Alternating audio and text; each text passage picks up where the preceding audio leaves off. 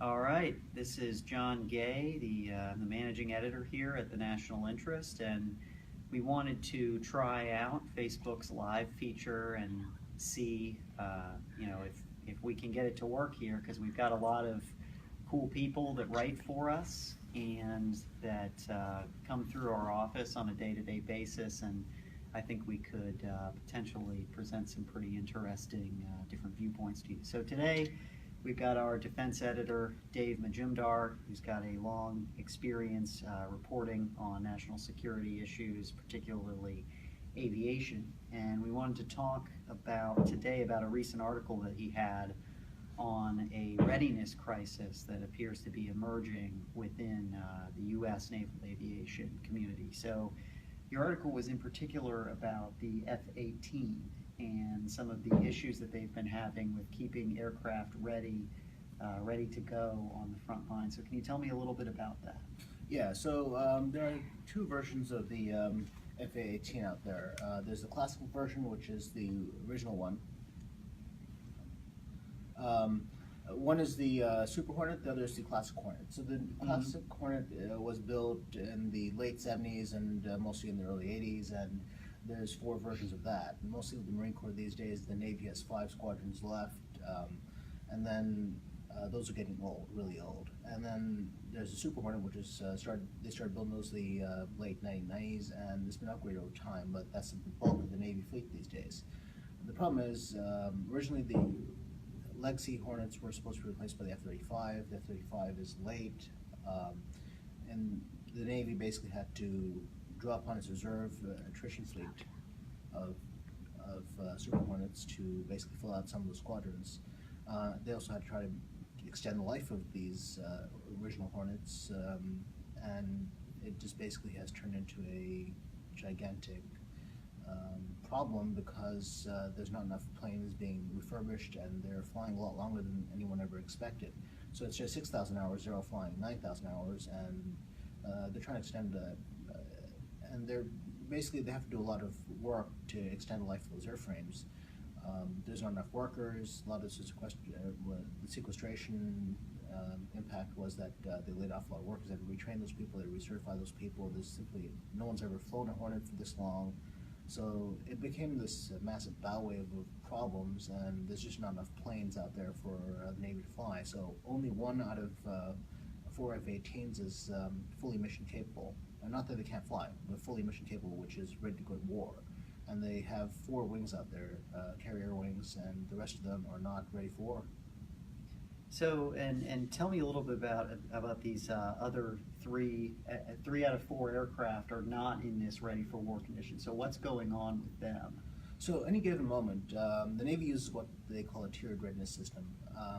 Some aircraft are deployed fully ready for war, and those are deployed air wings. They always get priority. Usually when a unit comes home from deployment, their readiness level goes down, but not to this level usually. There's always some units spinning up. Some of the aircraft, they go into what they call depot maintenance. There's usually a pipeline of aircraft that need, you need like a certain number of reserve airplanes in the back in order to service the aircraft that are out in the front.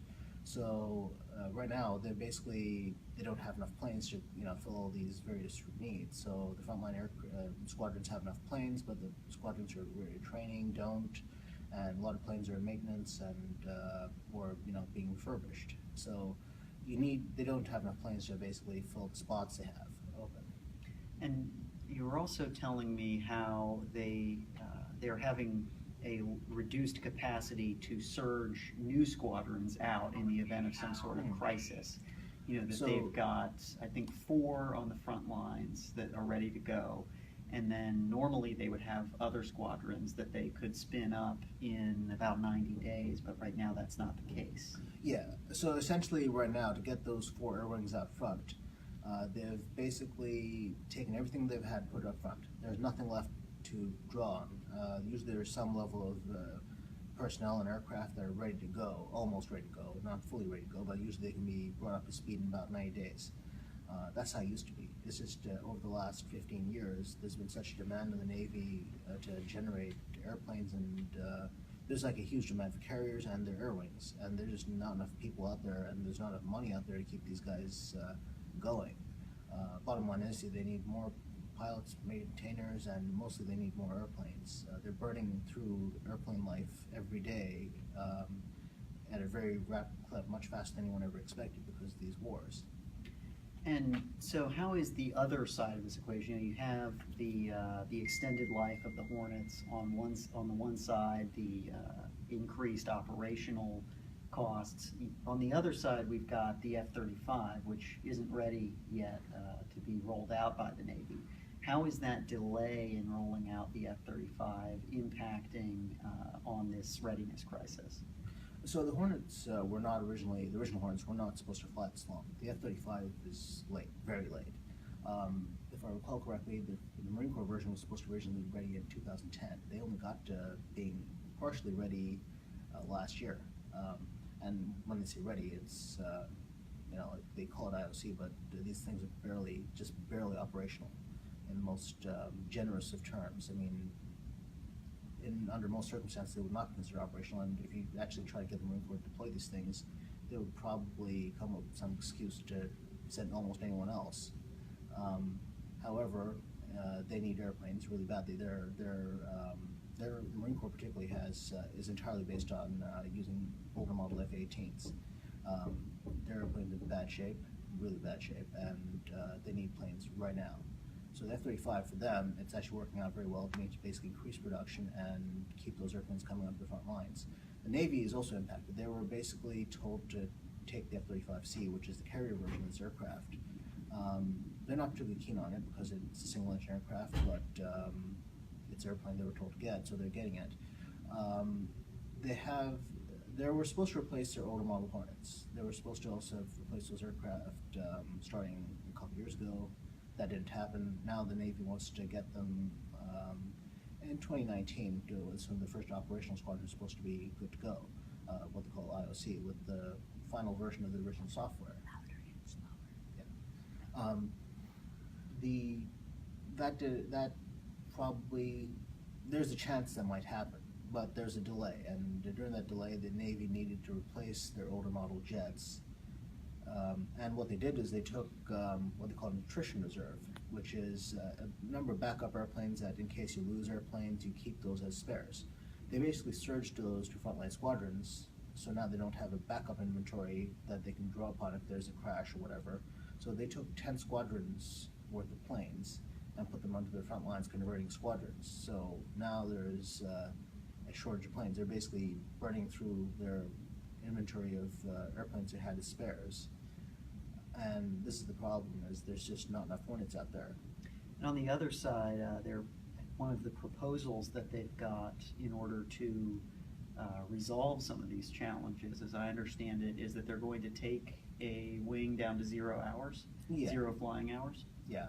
So about 4 months, there's a proposal out there now. Carrier Wing 1 is going to be drawn down to no flying hours whatsoever for about 4 months. It's not a squadron that was, sorry, it wasn't an air wing that was going to deploy anytime soon. It's 2019, if I recall correctly, that they were going to deploy. They assumed because they're at the lowest tier of the readiness, they decided to stand that down completely. However, for the pilots who are at that unit, the maintainers, they're no longer maintaining airplanes. The pilots are not flying, so basically this destroys their proficiency completely. And also, not only does it impact their qualifications, it has knock-on impacts on their careers and just their overall skill levels. And also the Navy writ large, because this is going to have knock-on impacts when those people move on to other assignments. You now have a bunch of people who are not qualified to do their jobs. There's no other way of describing it other than it's a complete disaster.